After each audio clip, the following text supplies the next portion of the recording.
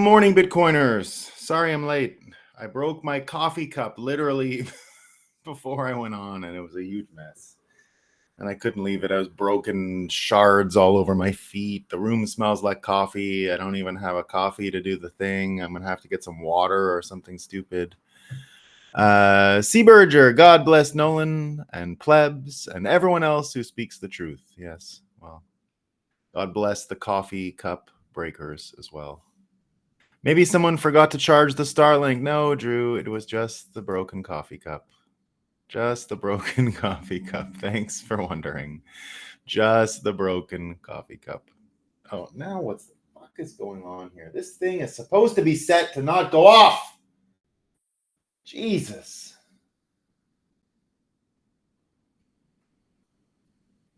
God, I hate this stuff. Stupid battery. I'm not going to look at this every 2 minutes now.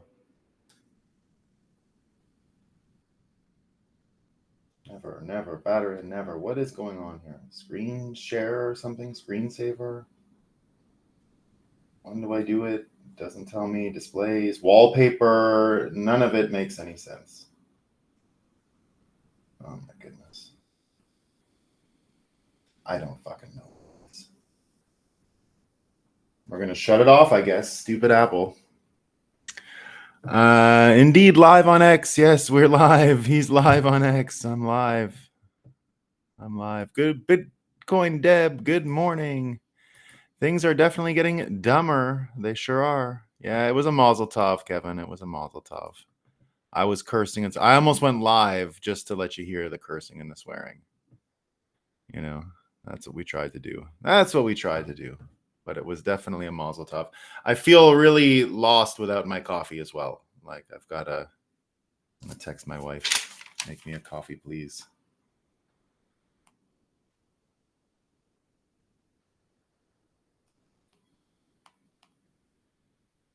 There we go. Coffee on the way. Jeez, I was way ahead of schedule today too, way ahead. And then this stupid shit happens. What are we going to do? What are you going to do? Shawnee, good morning from the Great Plains, y'all. We love the Great Plains. Someone get Nolan a coffee. It's coming. My wife will definitely make it. I haven't heard any action in the kitchen, but she'll be there. It'll definitely happen. I feel very nude. Good morning. Patience is the main virtue of Bitcoiners. P-Man saying, especially when it comes to Crapple. Oh my God. Don't even get me started. We're going to talk about Crapple today with their AI stuff. You might not like what I say, but we'll see. We're going to chat about it. We're going to chat about Apple a little bit, right? But first, let me acknowledge that the sun is up and the flags are down, but Bitcoin's running. We're doing great. Let me make sure the sun is up, Let me just make sure a lot of sunshine coming through. It's happening. It's all happening. Good morning, fam. Buy the dip. Indeed, Ben. Now this stupid thing needs to fuck off. How do I even stop it from going this way? There's 18 fucking buttons now. Like control, is it control center? No, it's not control center. Appearance, general, accessible. This is all the same shit. It's all the fucking same. Desktop manager, stage manager, displays, screensaver. Is it screensaver? Is it the fucking screensaver? Who knows? Display will sleep before lock screen settings. Don't do any of this. Screensaver, 1 hour, 15 minutes, 2 minutes. No, never. Fuck you. Unlimited energy, assholes. I don't give a fuck. It's wasting your stupid electricity. I live in Quebec. I don't care about electricity. All right? I don't care. This should work. Now. Anyway, there we go. So, that's all. I can't take a sip of coffee, so I'm sorry to leave you all hanging. It's happening. The sun's up. Flags are down. Bitcoin's running, but I don't have a coffee. I hear coffee action happening, so it should come soon. But let's just jump into Moscow time, won't we? All right, just jump into Moscow time. We got some good ones today. All right, where's it hot? Where's it hot? Bloomberg Energy telling us, right? It's still hot there. Here it is. What's on Bloomberg Green's weather radar today? That's not me writing it, right? That's them. What's on their weather radar? Where, according to Bloomberg, is it hot? Another round of searing temperatures in California's Central Valley. So everyone, it's June and it's hot in Central California. This one's kind of quirky. I had it yesterday, but one of you great breakup gang folks brought it. It didn't make the cut kind of yesterday when I was doing Where's It Hot? Just didn't fit. I had a lot of stuff yesterday, but someone sent it, so I had to bring it back today because it's great, right? So where's it hot? Some people know. If you read Bloomberg, you know it's hot in Bangladesh or in India, right? Crypto Truth, my wife is hot. It's very good, right? So it's hot, right? But not everyone's aware that it's hot, right? So that's the news story here. This comes from the United Kingdom. Nobody noticed, everyone. May was the warmest on record. No one noticed. Why? Why didn't anyone notice that May in the United Kingdom was the hottest May on record? Because it happened while we were asleep, they say. Okay, so what they say is, although cloudy skies kept the days cool, at night, they stopped heat escaping to space. So the global warming now, guys, is that it's not so much in the day, but it's at night when it's cloudy. That's the tough time, okay? Because it was nighttime and cloudy in the UK, and everyone knows they're struggling with heat over in the UK, right?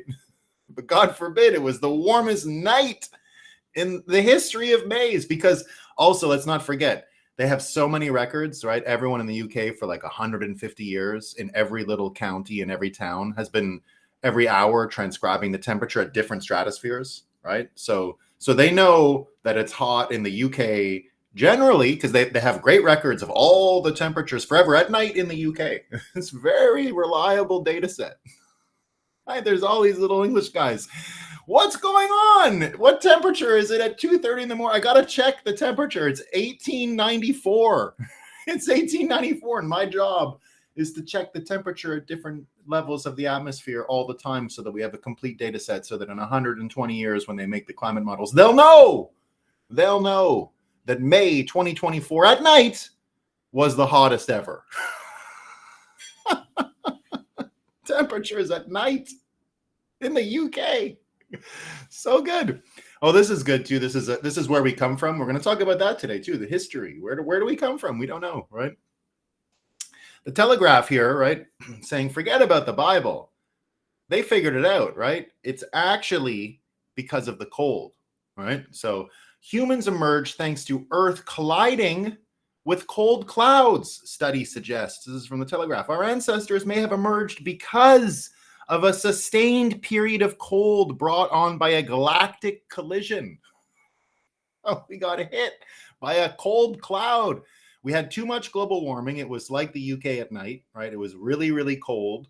And then the clouds came it was really, really hot. And then the clouds came and made it just the right coolness, right? It became cool enough for us to live, right? So Earth, you can thank cold clouds, right? You can thank those. Where are those cold clouds now? Where are they? We need them, right? This is good. This is from the Associated Press. This is the bird flu stuff. We love the bird flu stories, right? They're so good.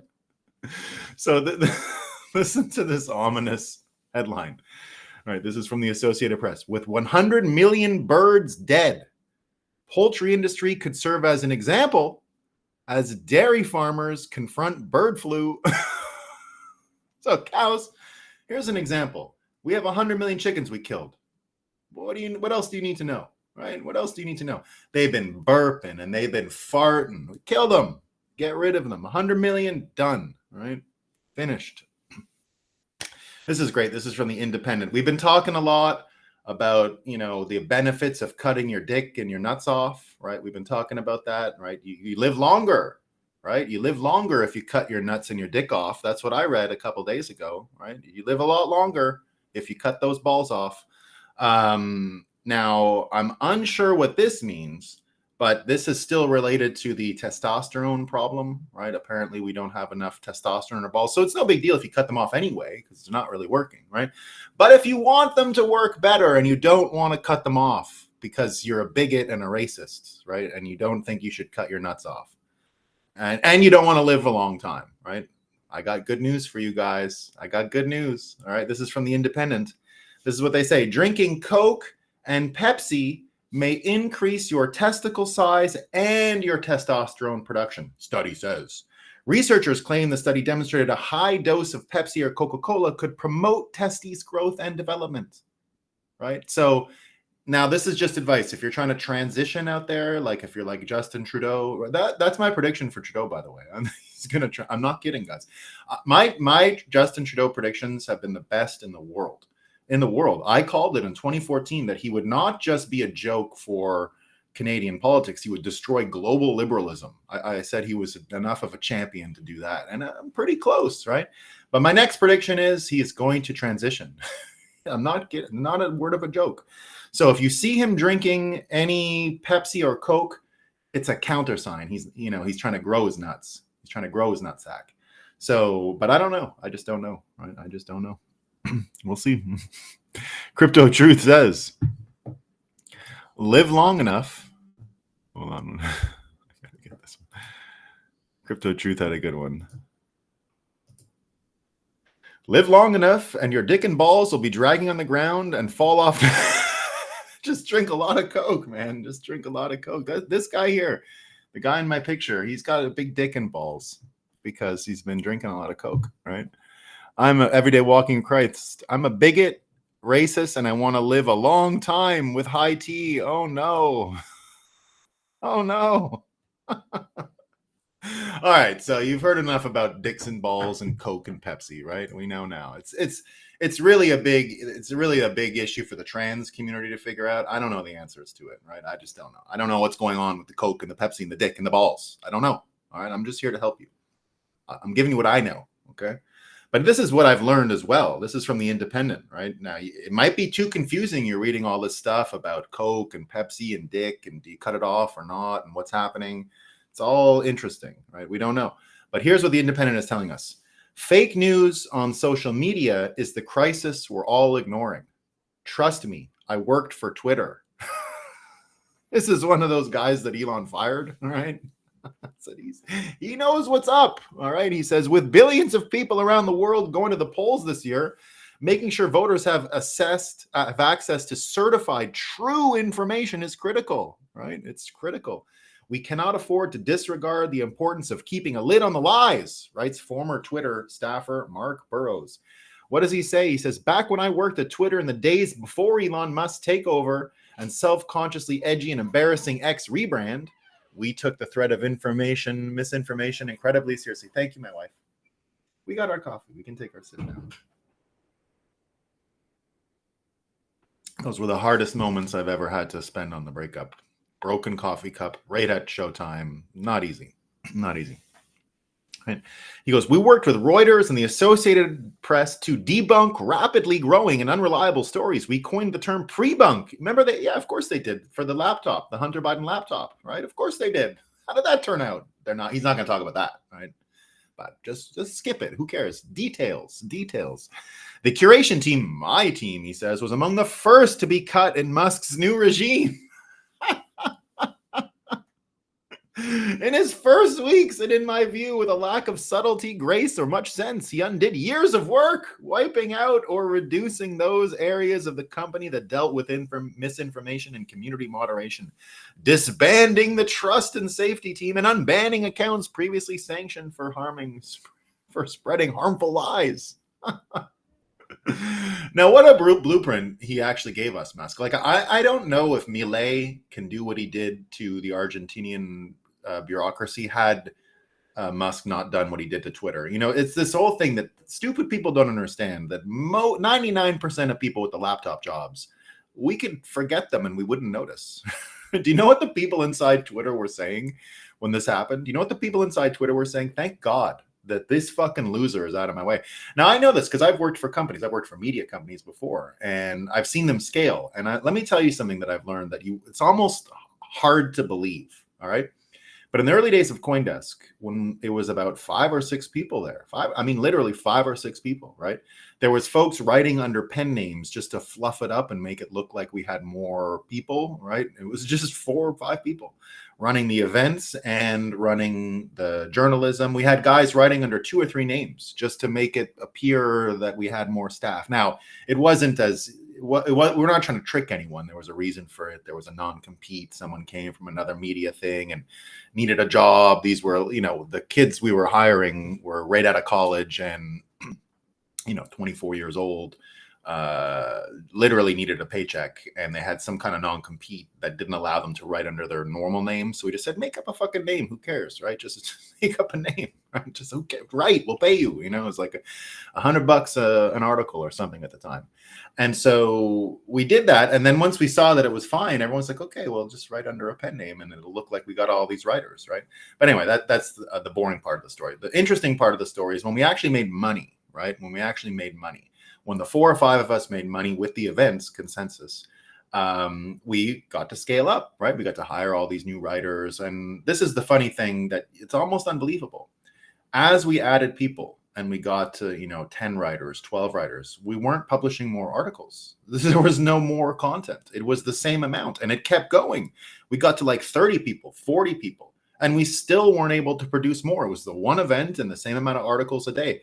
We'd done a few fine-tuning things. We figured out how to publish 24 hours a day. That was pretty good, instead of just publishing within American hours. So there was some innovation, but we weren't producing more. We got to 50 people and still the same amount. And then you start realizing that most of the people that come in, actually, if you fired them all and got rid of them all, there was a feeling in the bear market of 2018, 2019, where the 4 or 5 of us who were there from the beginning were like, fuck it, let's just get rid of everybody and go back to the 4 or 5 people. And we produce just as much, but we'll be able to make more money. So I don't know if Milei would have been able to do what he did to the Argentinian bureaucracy had Elon Musk not shown the way with getting rid of all these laptop job people that don't do anything and are useless and are completely there just to say, oh, I sent an email. But I sent an email. What did it get done? I sent an email, right? I sent an email. So these laptop people, and it will give, I think, Vivek the predicate he'll require, because I do believe Trump will put Vivek in charge of shrinking the federal government in the United States to stay alive, right? Trump, don't forget it. Things are going to turn on Trump. That's my prediction, is that if he wins, we'll get back to a healthy place where people can actually criticize what Trump is doing instead of having to defend him all the time against all this crazy stuff. And Trump will understand that. And to stay alive, he's going to have to feed the people who are criticizing the Viveks of this world, the federal government. He's going to have to feed them the IRS, just kill, just search and seek and destroy, right? That'll be the only way for some of these politicians to keep going. So yeah, that's my prediction. We'll see. But we're not done with Moscow time. We got sidetracked, right? We got sidetracked from the head the guy who was in charge of trust and safety. I mean, imagine he doesn't even mention the Hunter Biden laptop story or the Twitter files or anything in here. What are we going to do without trust and safety? What are we going to do? Oh, this is great. This comes from The Atlantic. Okay. This one's awesome. This is just perfect. This is the far right's new badge of honor, right? What's the far right's new badge of honor? What do you think it is, right? It is extremist influencers no longer need to preserve their anonymity at all costs. So what does that mean exactly, right? So the far right's new badge of honor, extremist influencers no longer need to preserve their anonymity at all costs. What they're really doing here is saying that the people who made the best out of being doxxed, right? The people who got doxxed, they like it. Now influencers love being doxxed, according to The Atlantic. Dox me, please. I just can't wait to get doxxed. That's what everyone's saying. All these right-wing influencers who get doxxed, they're like, this is great. It's my favorite. So it's a badge of honor, guys. It's a badge of honor. It's perfect. We got some reactions to the European elections yesterday. These are all great, right? This is what Justin Trudeau said. Justin Trudeau says there's a rise of populist right-wing forces, and it is concerning to see political parties instrumentalizing their anger, fear, and anxiety, while he approaches it by responding to it with understanding and solutions. It's that simple, guys. It's just understanding and solutions. No problem. No problem. Politico here. The lead socialist candidate, Raphael Glucksmann, responded to the triumph of the far right by saying, everywhere in Europe, we are witnessing a wave that is shaking our democracy. It's shaking our democracy. It is. And we got this too. We got from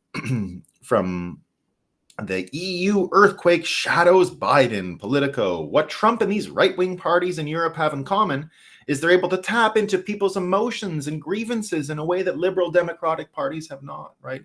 It's because what they're saying here is it's just like the guy from the Twitter trust and safety thing said, right? It's like the liberal democratic people, they're too cerebral and intelligent, right? And it's so hard because, God, those right-wing parties are able to get into the emotions of people, but liberals never do that.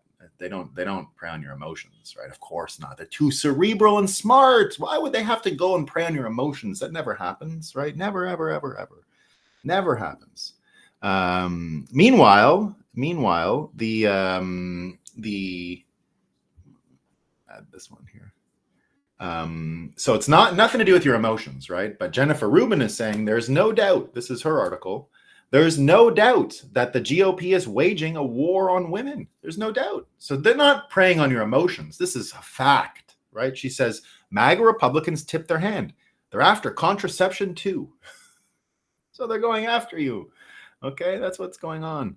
Now this one's good too. This is, remember the Jennifer Rubin article yesterday when Jennifer Rubin was like, we're looking at age all wrong. It's not about Biden's age. It's about his competency. That's all. It's his judgment. It's not age. It's stupid. I think Aaron Blake was like, shit, Jennifer, you mind if I copy that article a little bit, right? Now, it's not plagiarizing, right? Karine Jean-Pierre said the following about plagiarizing yesterday about Biden and the plagiarism accusations he's had. She says, he didn't plagiarize, he just copied. All right? He just copied. It's the same thing here. Aaron Blake didn't plagiarize Jennifer Rubin's article yesterday about how we look at age. He just kind of copied it. It's not a big deal. This is what he says. Analysis by Aaron Blake in the Washington Post. Focusing on age and mental health kind of misses the point, guys. All right? If you're focusing just on age and mental health, you're missing the point. It's not about age and mental health. No, not at all. Not at all. Look, he's going to explain it, right? Focusing on age and mental health kind of misses the point. Trump's problem was judgment and stability. Come on. But the broader topic remains a bigger concern about Biden than it ever was about Trump because it's unfair, right? They're still talking about this Washington Post article that criticized Biden because he was slipping. They said he's slipping and they haven't stopped. It's Tuesday. They haven't stopped, okay? A Wall Street Journal article last week set off a new round of teeth gnashing about coverage of President Biden's age. And more than a few Democrats asked why Trump's unwieldy behavior wasn't getting the same treatment. A better comparison, though, might be Biden's age and mental fitness to perceptions of Trump's stability. After all, that was the big mark against him when many voters as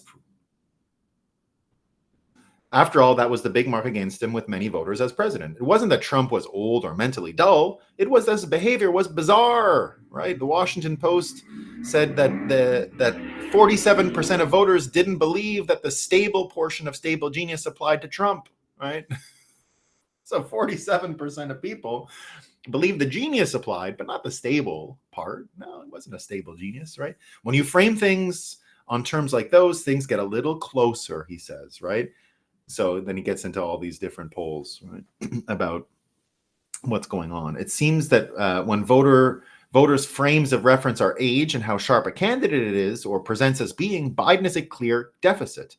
But when decision-making and judgment are the frame, it's not a huge advantage for Trump, right? There you go. So, and now that we know all this, right, we can actually cover, because he's so good at judgment, let's see what kind of coverage we see for Joe Biden's economic plan, right?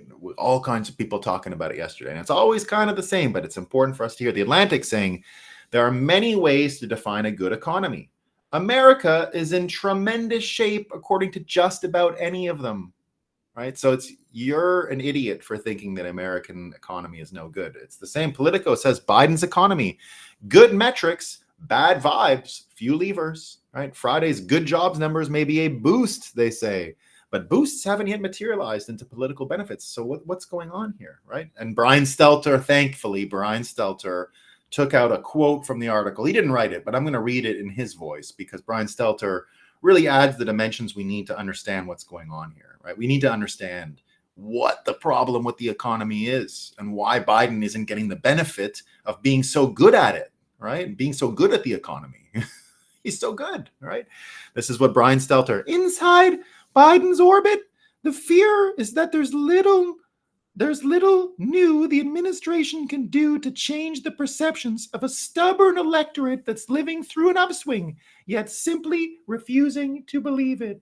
Right. So the problem is that the people are too dumb. They're stubborn. They're basically retarded. Right. And even though they're living through this great upswing, things are so great. It's an upswing. They just refuse to believe it. They refuse to believe it. Can you believe that? Can you believe that they refuse to believe it? Terrible, terrible, just terrible, right? So just as Politico said, Biden's economy, it's good metrics, bad vibes. It's bad vibes. It's just the vibes. It's the vibes, guys. All right. So now that's our Moscow time for the day. That's the fake news we have, right? Trump is a billionaire because he's dumb. We love those ones. I'm going to miss journalism. Yeah, I mean, what are we going to do? What are we going to do when they go out of business? What are we going to do? I don't know. What are we going to do, right? All right, so this is good. This is Trump yesterday. And just again, when Trump speaks or tells his jokes, it's just the way he speaks. It's so funny. It always has been, right? So this is what he says yesterday. He's talking about the cheesecake menu. This is a little bit like remember when he was talking about the Panera lemonade, right? When lemonade was cheap when I was president, right? It was beautiful, delicious lemonade. It was refreshing. And now Joe Biden is president and everything's gone to shit, right? And then he says, when life gives you lemons, Joe Biden kills you with them, because it was something about the lemonade killing people, right? This is in a similar vein, okay? This is Trump talking about the Cheesecake Factory menu. He says, the Biden economy is the worst economy in history of economies. And there's been many economies, he says. The prices are insane. This is a menu from the Cheesecake Factory. We love that place, don't we? One of the best factories. The warm crab dip is $47. These are Biden prices, and I bet it's not even warm since Biden is so bad with energy. Ice cold crab dip, $47. He goes, $37 Korean fried chicken. When I was president, all chicken was American. Now, I love Korean fried chicken. I don't think he knows what it is, right? Obviously, it's just Trump being Trump. Korean fried chicken, if you didn't know, is just double fried, right? I knew this because I lived in Korea for many years and loved their fried chicken and learned how to make it like they did. And double fried just means you fry it, and then a few minutes later, you put it back in the fryer, and that, can kind of get condensation and a little soggy after you fry it once. If you put it back in, that all goes away, and then you can toss it in sauce very easily, right? So that's something the Koreans do very well, and they call it KFC, right? Korean fried chicken. It's excellent. It really is good. It's the way to make chicken. I make it. I follow this lady named Mang Chi. I learned all my Korean cooking from her. I love Korean food, so I tend to cook it pretty often.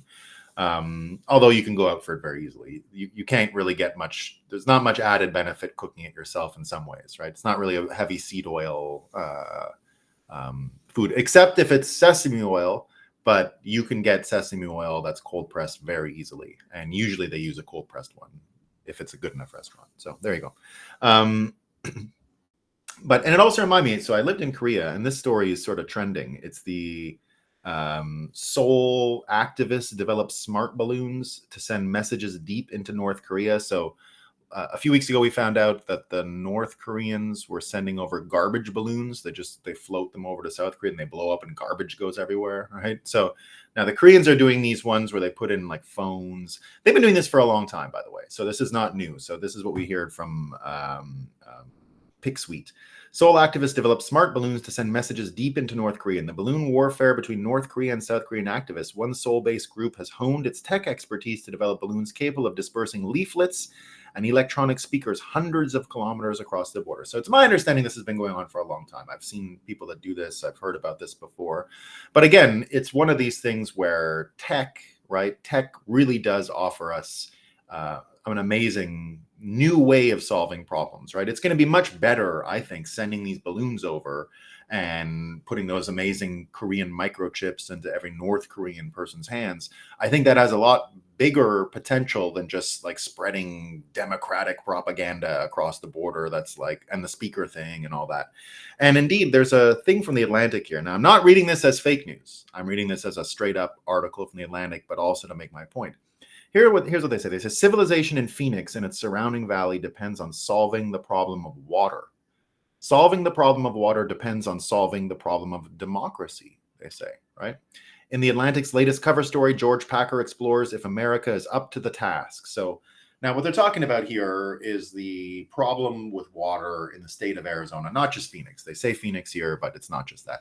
Now, indeed, there is a democratic element to this in that if you followed the last Arizona election in the midterm cycle, the one where Kerry Lake didn't become the governor, the one where Blake Masters was running to be the senator. Now, Blake Masters was criticizing the Democrat senator, calling him the third senator for California, because what he had done was he had given California some of the water rights to which Arizona, the state, was entitled, and saying basically it's better for whatever reason. But a lot of people in Arizona said it was corruption, right? That this senator was being pushed in DC to do what wasn't good for Arizona, but what was good for California, and it became a whole thing. Now, indeed, you could think of the problem in Arizona as a democratic one. But as a Bitcoiner, I've known the answer for Arizona for a long time, and it has nothing to do with water rights and who's abdicating them and who's getting them and all that. Just like the balloon problem, right? It's not really a democratic solution that's going to get to the bottom of what's going on in North Korea. It's an information and technology problem. And if you get the right technology in the North Koreans' hands, then the North Korean system will collapse.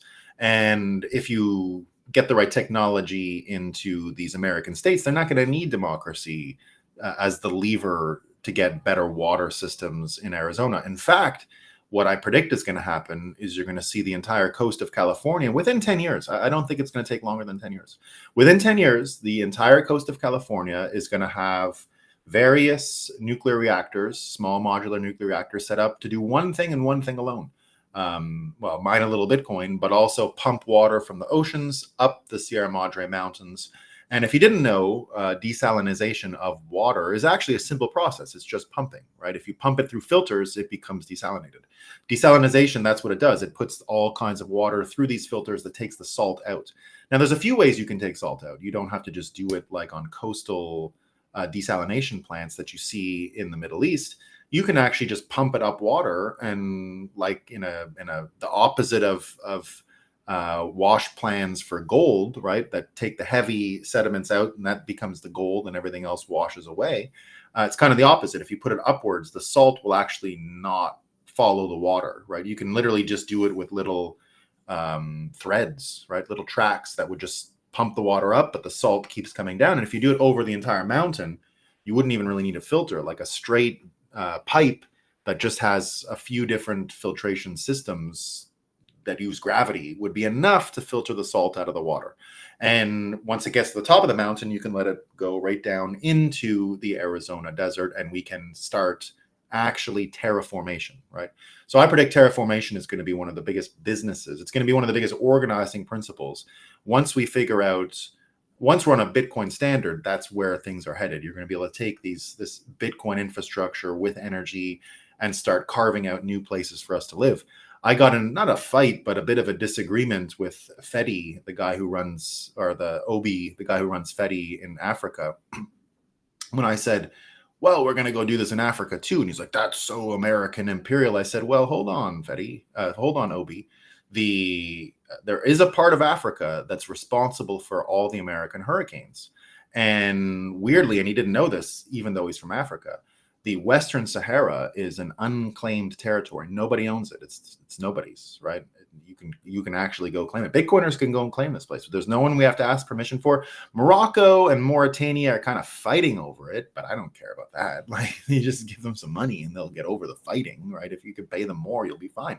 So, and do you know how to terraform things? You just bring a nuclear reactor and a couple of cows, and cow shit will actually turn a desert green. We've been doing this in America for a long time, right? We've been extending the borders of our pasture land in the Great Plains by bringing cows there, and they turn the desert into that, right? So what you're going to see is this capacity to terraform and do all these things. That means that water problems is nothing to do with democracy, right? And that's how the Bitcoiners are actually going to take over. It's not from arguing most of this stuff. It's just from better results, making individuals richer, making states richer, making places more habitable. We're going to be the engine behind terraformation and all of those things that are really important for the future of humanity. Making deserts into this kind of stuff would be, hugely important. Yeah, it's Citadel time. It's all Citadel stuff. It's exactly that. It's Citadels, right? So you're able to do these Citadel projects, especially in a place like Western Sahara. Again, there's nobody home. Right? We don't have to ask permission to go there. There's no like, hey, country, let me in. There's literally no country, no one home. There is no sovereign to ask. We can go take it, right? And I'm sure if the king of Morocco, who seems like a pretty cool guy, right, throw him a couple Bitcoins, he won't make a fuss, right? And if you say, well, we'll give you some energy, right? Done. Mauritania, there's nobody there. They're not going to stop you. We'll come back to what I have in mind for over there. But again, just taking this question that the Atlantic posed, right? Can democracy solve the problems of water in Arizona? The answer is obviously no. These people are too stupid. They're never going to get to the answer. If we get there first with technology and capacity and ability, we're going to win. Just like in other instances, like in Wall Street, right? If we're the richest, it's going to be very difficult for the poor financial advisors to say, don't buy Bitcoin, right? That's what's cemented the argument for us. It's not that the world has woken up and said, wow, Bitcoin's so cool. It's that you have a bunch of rich people saying it worked, right? And that's what gets people to follow it. And that's what gets people to open their minds up to the mimetic power of 21 million coins and everything that comes from a Bitcoin standard. But originally and first, it is that people are successful with it, right? That's the more persuasive piece. And if we're successful with this stuff, if we're successful with these nuclear reactors, we're going to get the systemic change we need. And in general, that's the problem that we're seeing right now, right? Is that all of these systems that existed before the internet. Indeed, there was a time when democracy was probably the only system that would have got us to a water solution that was suitable for Arizona. Just like I said with the Western Sahara, there was a time when they thought the solution to the Western Sahara was just politics, right? Let's get a government there. Which government? Well, no one wants it because the land is so shitty and no one knows how to use it because it's the most inhospitable place maybe in the world. I'm not sure. It's pretty bad. So here's what Scott Adams said about all these systems. He says, generally speaking, every system that made sense before the internet, marriage, democracy, science, news, stopped working after the internet. Finance adapted, but only by changing a lot. Our current marriage system, so he's actually talking about marriage here mostly, but indeed, democracy fits into this model, right? It can't solve these problems. And I don't think it's going to solve these problems. And indeed, our capacity to be optimistic isn't because of the results of democracy. Our capacity to be optimistic about the future is because of the capacity of technology, in particular Bitcoin, to coordinate and align technologies for the betterment of humanity. And you can see it, right? There's this guy that people were talking about yesterday. He was a parenting expert, and he was posting on Facebook yesterday because he retired. And he said, basically nothing's going well, and I can't believe my job sucks so bad. I can't do any of this stuff, right? Family stuff is falling apart. And this guy, Kevin Birch, offers. And so the one thing that I mentioned just now about Scott Adams, he was commenting on that family, how we make kids, how we raise them, what's going on. But this guy, Kevin, said the following, right? May offer different perspectives. So he writes directly to this guy. Now, he isn't getting into it. His explanation of why he's optimistic isn't because of the systems of democracy and things like that, or even family. It's about technology. And he says, may offer a different perspective. The human world is better now than it's ever been. Fewer people than ever are in absolute poverty, despite the population having grown so much. Where do you get the idea that suffering is growing exponentially, he says. Would someone who lived through World War II and the Cuban Missile Crisis agree that today's situation is truly awful? He says, 50 years ago, Paul Ehrlich in The Population Bomb prophesied mass starvation within 10 to 20 years of that date, which obviously did not happen. He claimed the Earth could not feed 5 billion people, and with the farming technology at the time he was writing, it couldn't. But now we feed 8 billion to a higher standard using less land. How? Technological progress. So do we have problems? Yes, we have always had problems. And the thing people like Elric forget is that humans have an extraordinary capacity to solve problems. It's what makes us unique as a species, right? And indeed, our number one asset, our number one resource is our ingenuity. I saw, what's his name, Naval tweet out today that we've never run out of any resources on Earth. We've never run out of anything. It's true. What have we ever run out of? Nothing. Literally nothing, right? We can figure out when we're lacking something, we can create new, we find out workarounds. We never run out of anything, right? That I did not believe in peak oil already in the 90s. I would argue with teachers. I'd get kicked out of class over stuff like this in high school because I was not having it, right? Peak oil, what are you talking about, right? The basic economics didn't make sense to me. I said it will get so expensive. There's no way to run out. There's literally no way, right? We'll find other ways. And the teachers would be like, oh, what are you talking about? Recycle. I don't recycle. I have never recycled. I won't participate. I've refused recycling since the 1990s. I throw everything in the garbage. And if I can't do that, I'll burn it before I recycle, right? I'll burn plastic, everything. I don't care. I'm not interested in recycling. It's the dumbest thing you can do, right? Sorting. You ever see Canadians? They're fucking 8 garbage bags and they're like, which color, right? Scam. Don't do it. That's a bad tech, right? So, this is what he says. In fact, the human capacity for solving problems is infinite. If you think about it, it's clear that anything can be done within the laws of physics can be done by humans with enough knowledge, understanding, and technology. 150 years ago, flight, mobile phones, and heart transplants were science fiction. Now they're routine. So now he goes into the pessimism. He does recommend a few books. Most of what he's saying here comes from a book that I read many years ago called The Rational Optimist by Matt Ridley. Great book. I always recommend it to people. He also recommends The Beginning of Infinity by David Deutsch, one of the original cryptographers that are out there. So go back to this, optimistic thing and how do we get out of this trouble and what can we do, right? So, but you see it, right? You see these technological advances. And when I said everything that I said about the terraformation thing and what's going on with the different energy sources and how are we going to get nuclear and how are we going to get Bitcoin at the heart of nuclear reactor finance so that we can use it as an organizing tentpole to build citadels, right? Because that's the tentpole of a citadel. The tentpole of a citadel is Bitcoin mining aligned with nuclear reactors that are now mobile, that you can move around the world to places where you would not be able to build an electrical power plant before, like the desert, right? So you're going to be able to do this. And so when you think about that technological change, it's fitting that what we were talking about yesterday, the US dollar reorg with all of these losers not being able to perpetuate, but most importantly, the Saudis yesterday ending because of whatever contractual sunset, I guess, was a 50-year petrodollar pact. So Saudi Arabia decided to not renew the 50-year agreement with the United States known as the petrodollar agreement, which expired on June 9th, 2024. This decision allows Saudi Arabia to sell oil and other goods in currencies other than the US dollar, such as euros, yen, won, and potentially Bitcoin. The end of this agreement is seen by some as a significant change in global finance, potentially weakening the US dollar as the world reserve currency and leading to increased inflation. However, there is also skepticism about the actual impact of this decision, with some arguing that the agreement's significance has been overstated. But at the same time, you've got the BRICS folks yesterday meeting. You got the Turkish folks there too. So the monopoly over and the innovator's dilemma around energy exploitation, because that to me is the only reason why we haven't gone full nuclear a long time ago, was because the incentives that you see in Clay Christensen's book, The Innovator's Dilemma, have always been most obvious within the energy sector. Why would British Petroleum ever build nuclear reactors? Why would they want to solve the nuclear energy problem? Because they're oil salesmen. It makes no sense, right?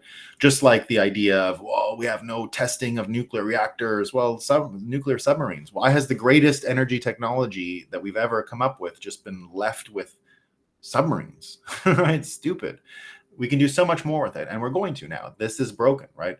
We now have the incentive structure that kept nuclear energy from us broken, and that's going to unleash all kinds of stuff. Now, I don't have a full time frame. I have a meeting at 9 a.m. this morning, my time, so I'm going to try and speed up here. So if I go a little too quick, we'll figure it out. So, but that brings me to the Apple AI thing yesterday. I wanted to talk a little bit and tie this in with the Nancy Pelosi thing, right? But yeah, I'll just do it. So yesterday we found out as well, Nancy Pelosi. So I'm going to try and tie the technology instead of democracy in with Apple and the AI thing yesterday and the Nancy Pelosi story. So see if I can do it. Here's what we found out yesterday. Nancy Pelosi, right, had a secret video come out, or whatever, a video that showed her reacting to January 6th in real time. And it looks like she was worried and sort of knew she was in trouble and should have had more security and stuff like that. Scott Adams said, I'd say this clears Pelosi of intentionally creating a January 6th insurrection crisis. Here she's taking blame and she's upset for not having sufficient security. And he says, my current hypothesis, General Milley is a dumb guy who believed the Democrat narratives about Trump being Orange Hitler. Witnesses confirm he was having that hallucination. Trump called him a fucking idiot. General Milley was afraid the National Guard would side with the protesters, so he kept them out of the game, also confirmed. Isn't Milley the guy who looked for the hidden white supremacists in the military and found basically nothing? His hallucinations are public information. January 6th violence was a failure by Pelosi, she is admitting it here, and a bigger one by Milley. Result, Democrats framed and jailed January 6th protesters after creating an attractive target of a thinly defended Capitol in the context of a contentious election outcome. Pure incompetence, followed by intentional evil. Mike Benz for the win. Right? Again, so Benz has been saying that it was Milley the whole time and not Pelosi, right? Separately, I speculate Pelosi was worried about getting hanged that day because she could tell the election was obviously rigged, too many irregularities, and assumed everyone else could see it too. Then the media brainwashers erased that part of the history and told us we can know the election was fair because professional liars said so. Now, take everything that happened with the January 6th and the brainwashers, exactly as Scott Adams said, the brainwashers going on top of it, right? Now, what I saw yesterday with the Apple thing, the Apple AI announcement that everyone's talking about, right? So remember everything that I just said about Pelosi and how do you tell if people are lying and who do you trust and where do you look? You've got this person brainwashing you, this person brainwashing you, right? So the Apple AI thing looks pretty bad, right? Elon Musk even saying yesterday, so if you didn't see it, Apple made an announcement yesterday, OpenAI is going to be fused in some clever way with Apple devices. And so Elon Musk says, don't want it. Either stop this creepy spyware or all Apple devices will be banned from the premises of my companies. He says, if Apple integrates OpenAI at the OS level, then Apple devices will be banned at my companies. That is an unacceptable security violation. And visitors will have to check their Apple devices at the door where they will be stored in a Faraday cage. So he says here at the OS level, right? At the OS level. That's not what's happening, right? So Svetsky and many other people bring this up. So Svetsky says, actually, in this case, they're smart and prefer to just let OpenAI clowns burn their money and sink altogether with the rest of the AI scams. So that's what he's saying here, right? So what Svetsky is saying, and I think where I'm coming from too, is that AI has been so shit that Apple has not wanted to integrate it into its phones yet because it does create too many hallucinations and crazy ideas and all that stuff. But what we're seeing here is experiments in modeling how AI can be with you but not with you, right? Let's say how you can actually have it in your pocket, how you can put it on device, how it's trained, how it's modeled. We're actually getting into the really important questions around AI and how we interact with it. So Svetsky saying here, this is sort of a low risk attempt because it's not going into the operating system. It's staying on the outside of the operating system. It only gets queried. So I looked into the videos and how they're, figuring out how to do this AI thing. In the end, what it looks like is indeed that, a safe way of integrating AI. But nevertheless, it opens the door. And this is where I think the interesting stuff comes from. Now that we're having this conversation, everyone yesterday pushing Elon Musk, make your own phone, Tesla, X phone, what's it going to be, right? So I think that's going to happen. I think we're going to get, because of these conversations, now, I don't think Apple did anything so bad yesterday with its AI thing. I use OpenAI. I try to use it in ways that, just help me write. I don't really do it for much more than that. And I do want better technology, and I do want AI that I can train, but we're not quite there, or I don't have time to do it in a consumer friendly way yet. So, but what I do think is going to happen, and again, it's this technology thing. We're not going to be, once we have our own AI, once this trajectory happens, now that we're asking the right questions, how do you get AI? If it's trained by them, but it's in your operating system, what's going on? We're actually getting to the architecture of how we're going to interact with AI. And if we get this right, you're going to get what I predicted, which is something you trained yourself, something that will help you, shield you from things like Nancy Pelosi and all of this fake news that people like that produce. You're going to have your most trusted AI advisor. It's going to fix loneliness in a sense. You're going to be able to talk about it, everything under the sun with it. And it's going to keep you from getting rolled and fooled. Now, we're not there yet. Right. And I have no idea what benefits are going to come from the Apple thing yesterday. But what I saw was an experiment in doing this safely and doing this in a way that gives the user a little bit of confidence that they're not being rolled constantly by the AI. Now, I don't know if Apple gets to the answer. I doubt it. Right. But what I do think is going to happen is this experiment that they made and the attempts they've made to integrate AI into their device is going to lead to what I've predicted, which is open source, personally trained AI that where it learned from, what it learned, how it learned. You're basically its parent, right? So in my book, Satoshi Wedding Murders, that's exactly the relationship I predicted between Bitcoiners and their AI. It's there to help manage their Bitcoin. It's there to help them navigate their life. That's it. That's all it does. And so it's the type of technology that is going to keep us from being ruled by people like Nancy Pelosi, and is going to give us the chance to use technology to make a better world, and not dumbocracy, these stupid fucking people, right? So the dumb people are losing big time, and the smart people are getting cool stuff like nuclear reactors and cool AI, and we're not going to lose. So that's the good news, right? That's the good news. All right. Rick Over, Doc is worth your time. Father of the nuclear submarine. We love it. We love it. Yeah. All right, team. I got a meeting right away here, so I don't have time to read too many of your comments. Here in Puerto Rico, the feds are trying to push solar and wind down our throats. Yeah, so stupid. But my government is highly regarded to understand how that is going to fail. There you go. Thorium, safe, scalable, and practical. I'm going to go. Oh my God, we agree. We threw everything together in our dump runs. Yeah, no, I don't do any of the. I compost the hell out. I love composting. I'm like a compost addict. I'll say I love composting. It gives me so much satisfaction, rotting eggshells. All right, team. I gotta go. Peace. Have a great day.